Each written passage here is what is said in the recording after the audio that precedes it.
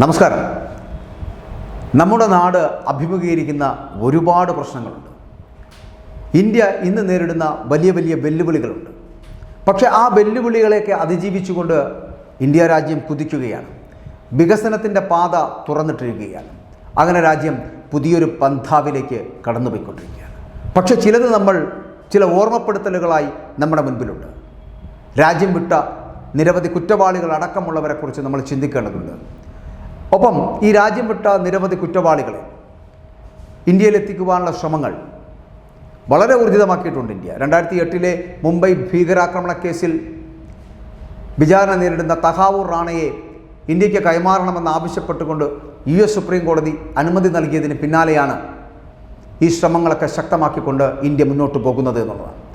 സാമ്പത്തിക കുറ്റകൃത്യങ്ങൾ, തീവ്രവാദ പ്രവർത്തനങ്ങൾ തുടങ്ങിയ നിരവധി കേസുകൾ, ഈ കേസുകളിലൊക്കെ പിടികിട്ടാപ്പുള്ളികളായി ഇന്ത്യ പ്രഖ്യാപിച്ചവരിൽ US കഴിയുന്നവരെ തിരികെ രാജ്യത്ത് എത്തിക്കുവാനുള്ള ശ്രമങ്ങളാണ് ഇപ്പോൾ ഇന്ത്യ സജീവമാക്കുന്നത്. ഈ നീക്കങ്ങൾക്ക് കരുത്തു പകരുന്നതാണ് അമേരിക്കൻ കോടതിയിൽ നിന്നും ഇപ്പോൾ റാണയെ കൈമാറണം എന്നുള്ള ഒരു ഉത്തരവ് വന്നിരിക്കുന്നത്. രാജ്യം വിട്ട കുറ്റവാളികളിൽ 1/3 ആളുകളും US ഒളിവിൽ താമസിക്കുമ്പോൾ അങ്ങനെ താമസിക്കുന്നവർ ഇന്ത്യയുടെ അവകാശവാദം എന്താണ്? അങ്ങനെ ഉണ്ട് എന്നുള്ളതാണ്.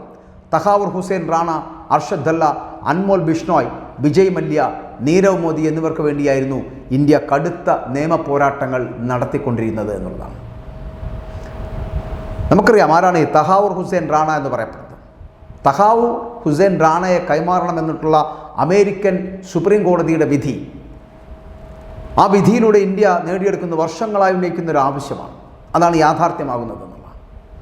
ഇന്ത്യയും US തമ്മിലുള്ള കുറ്റവാളി കൈമാറ്റ ഉടമ്പടി പ്രകാരം അപ്രകാരമാകും റാണയെ ഇപ്പോൾ കൈമാറ്റം ചെയ്യാൻ പോവുക.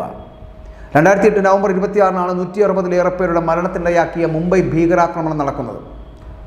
പാക് ഭീകര സംഘടനകൾക്ക് വേണ്ടി ആക്രമണം നടത്താൻ US പൗരനായിട്ടുള്ള ഡേവിഡ് ഹെഡ്ലിക്കൊപ്പം ഗൂഢാലോചന നടത്തി എന്നതാണ് ഈ റാണയുടെ പേരിലുള്ള കുറ്റം എന്ന് പറയപ്പെടുന്നത്. പാക് ഭീകര സംഘടനകൾക്ക് സഹായം നൽകിയ കേസിൽ 2011 US കോടതി ഈ റാണയെ ശിക്ഷിക്കുകയും ചെയ്തിട്ടുണ്ട്.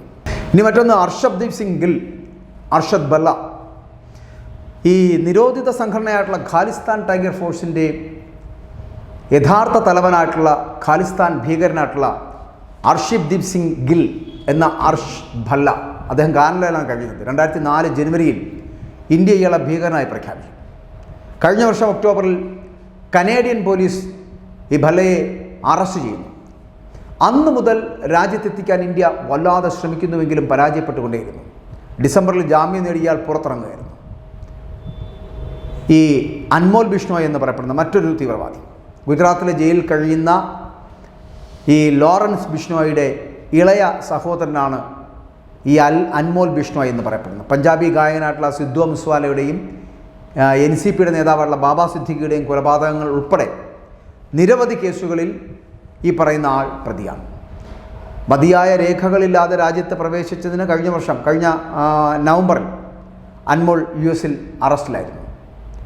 ഇന്ത്യ ഇയാളെ കസ്റ്റഡിയിൽ അന്നു മുതൽ ആവശ്യപ്പെട്ടിട്ടും കൈമാറാൻ ഇതുവരെയും അമേരിക്ക തയ്യാറായിട്ടില്ല എന്നുള്ളതാണ്. ഇനി മറ്റൊന്ന് നമുക്കറിയാം, വിജയ് മല്യയെക്കുറിച്ച് ഏകദേശം 9,000 കോടിയിലധികം രൂപയുടെ വായ്പാ കുടിശ്ശിക ആ കേസ് നേരിടുന്ന മദ്യവ്യവസായി ആയിട്ടുള്ള വിജയ് മല്യ ഇപ്പോൾ എവിടെയാണ്? UK 2016 രാജ്യം വിട്ട് മല്യയെ 2019 പിടികെട്ട പുള്ളിയായിട്ട് ഇന്ത്യ പ്രഖ്യാപിച്ചത് എന്നതാണ്.